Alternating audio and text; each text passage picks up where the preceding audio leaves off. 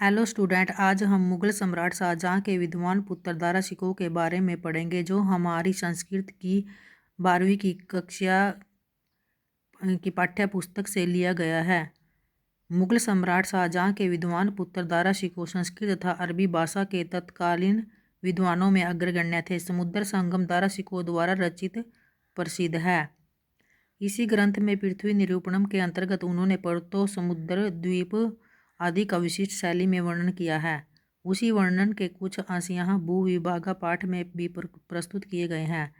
दारा शिकोह मुगल सम्राट शाहजहाँ के सबसे बड़े पुत्र थे। उनका जीवन काल 1615 ईस्वी से 1659 ईस्वी तक है। शाहजहाँ उनको राजपद देना चाहते थे, पर उत्तराधिकार के संघर्ष में उनके भाई औरंगजेब ने निर्ममता से उनकी हत्या कर दी थी।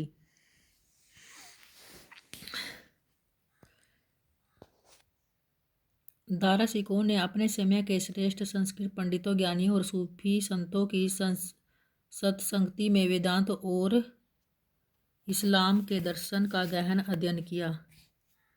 उन्होंने फारसी और संस्कृत के इन दोनों दर्शन की समान विचारधारा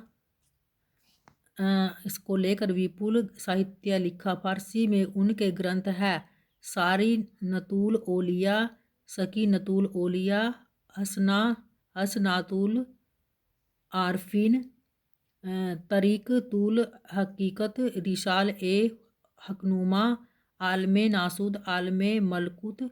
सूफी दर्शन के प्रतिपादक ग्रंथ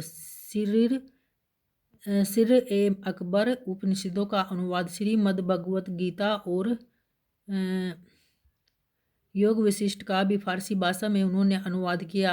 मजम उल बहरैन फारसी में उनकी अमर कृति है, जिसमें उन्होंने इस्लाम और वेदांत की अवधारणाओं में मूलभूत समानताएं बतलाई है। इसी ग्रंथ को दारा शिकोह ने समुद्र संगम नाम से संस्कृत में लिखा है।